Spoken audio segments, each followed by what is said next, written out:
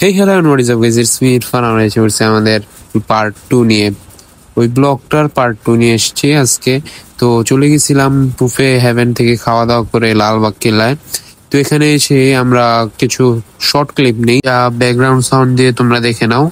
এরপর আমরা আমাদের মূল ভিডিওতে চলে যাব। আজকের ব্লগটাও ছোট।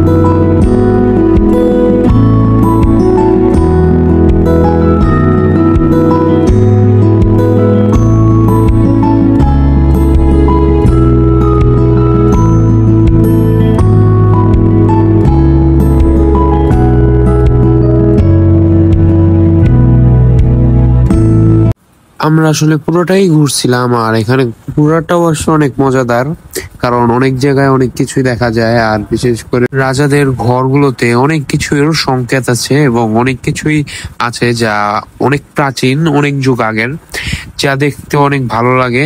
আর আমার পিছনে যে একটা বড় একটা মাঠের মতো দেখতে, সেটা আগে ছিল একটা পুকুর, যা এখানে মানে রাজাদের হয়তো মাছ টাছ চাষ করতো।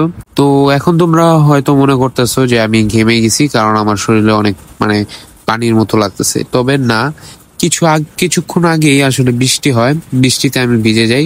আর আমি অবাক হয়ে যাই যে কিছুক্ষণ বৃষ্টি হওয়ার পর এরকম রোদ উঠে পড়ছে। আর এখানে আমার ছোট ভাই দেখেন কি করে, এখানে লাফালাফি করতেছে, এটার থেকে ওটা করতেছে।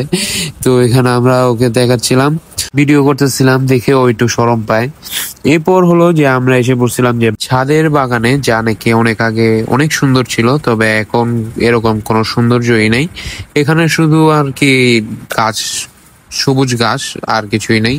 আর এখানে একটা প্রাচীন বা অনেক যুগ আগের একটা সুড়ঙ্গ আছে, যেখানে নাকি হাতি ঘোড়া আরো কি কি জানি শিকল বেঁধে পাঠিয়েছিল, তবে কিছুই আর ফেরত আসে নাই, শুধু শিকলটাই ফেরত আসছে। এখানে আমরা ভিডিও করার সময় দেখি আমাদের দুই ভাই ওরা এখানে আবারও লাফালাফি শুরু করছে। এটা আগে অনেক সুন্দর ছিল, তবে এখনকার সৌন্দর্যও কম না। তো এখানে আমরা অনেকক্ষণ থাকার পর, প্রায় 1.5-2 ঘন্টা থাকার পর চলে যায় আমাদের বাসায়। তো আসলে আজকে এই পর্যন্তই। আবার কোনো এক ব্লগে দেখা হবে তোমাদের সাথে। আজকের জন্য আল্লাহ হাফেজ, আর ডু ফলো অ্যান্ড শেয়ার।